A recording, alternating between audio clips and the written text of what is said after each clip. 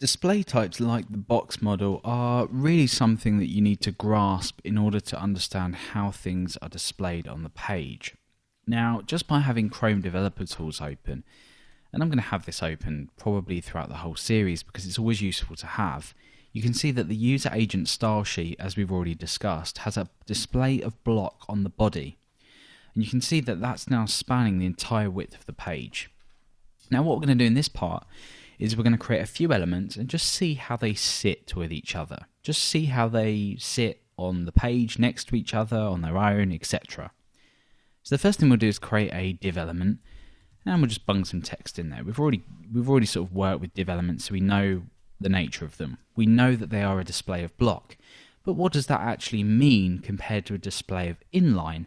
And then finally, we're going to look at a display of inline block, which might seem a little bit confusing, but you'll see why it exists.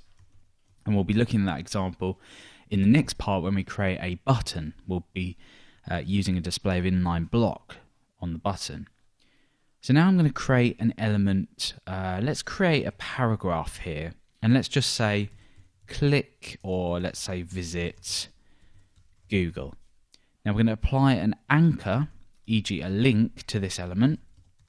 So I'm going to build this markup around it. We've already seen this before, so I'm going to open and close an A tag. So on its own it would look like that, but I'm adding this href attribute, which is going to go through to www.google.co.uk. So now we have the following on the page. Visit Google, I can click that and go through to Google. So, an anchor is an element, right? Like a div, like a p, like whatever. But why is it not taking up the full width of the page as we would see with an anchor? Well, if you check the computed styles for this, and we go down, you can see we've got a display of inline. So it's an automatically displayed inline element.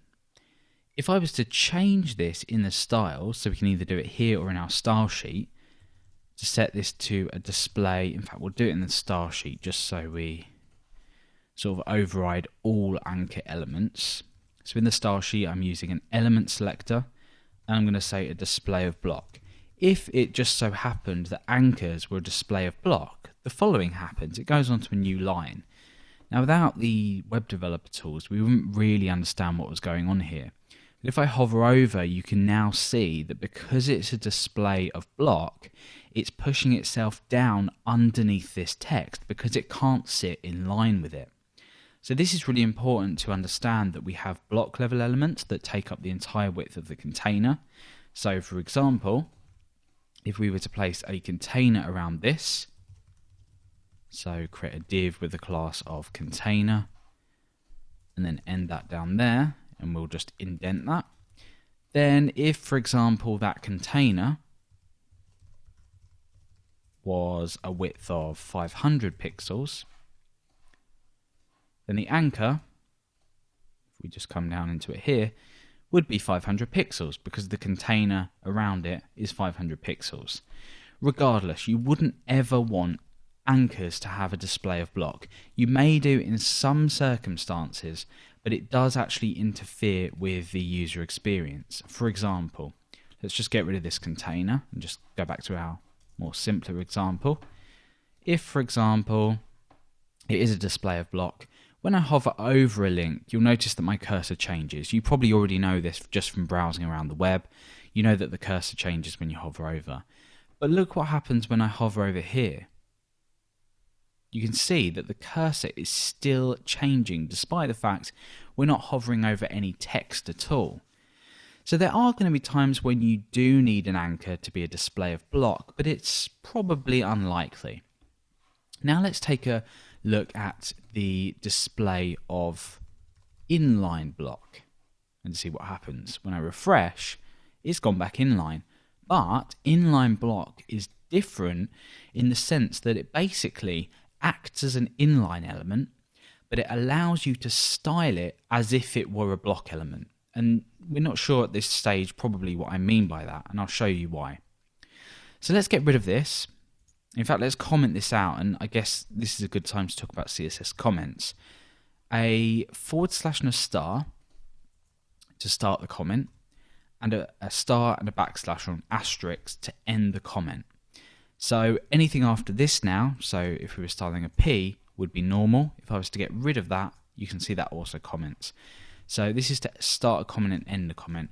This will still be visible to users looking at your style sheet if they were to inspect the page, or if they were to view your style sheet, they could still see this, but it just means that it's not taken literally by the browser.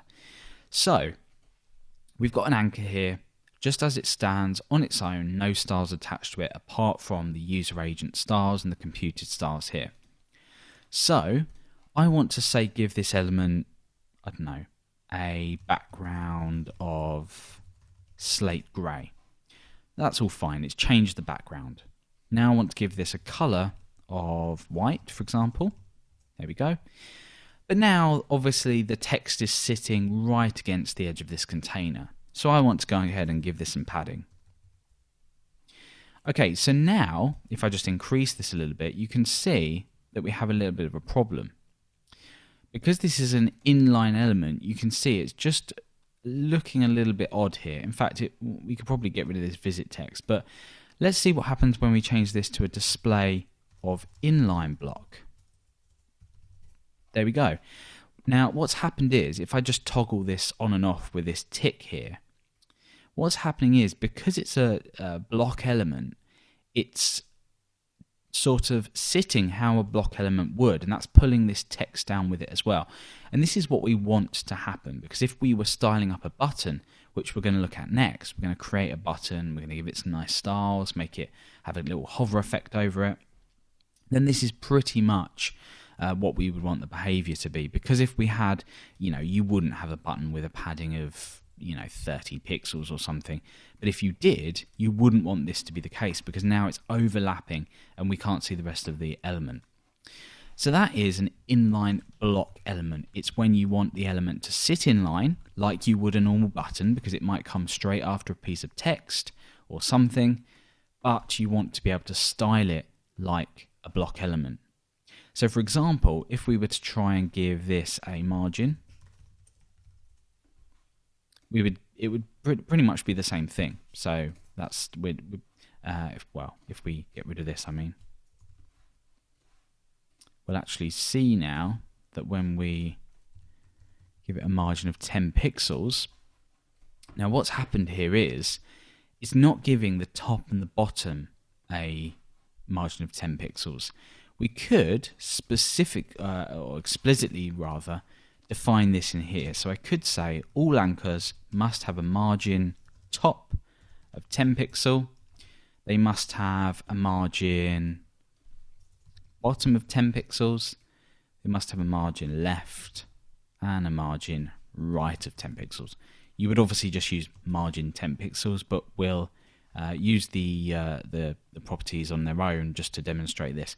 Where are the top and bottom margins? Because it's an inline element, we can't give them a top and bottom margins. Now, different elements vary, so you won't get the same result each time. So when you are developing a website on the front end, you're going to want to make sure you pick the appropriate display type.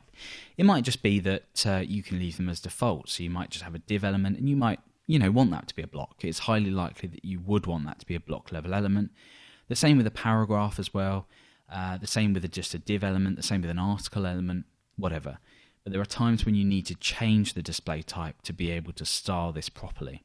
So in this case, if, for example, the anchor was a display of inline block, that would mean that we can add their margins to it. You can see now that the orange represents the 10 pixels around the entire outside of this element, but it still sits in line. So that's a little introduction to the display property type. Next time you're developing something, when you get a little bit further into developing on the front end, you'll understand how this works, and therefore you'll be able to adjust it accordingly as you're styling it. But we're going to look at a perfect example of this in the next video. We're going to look at building a button, a really nice little button. We're going to write the markup, we're going to build the styles for this, and we're going to put it onto our page.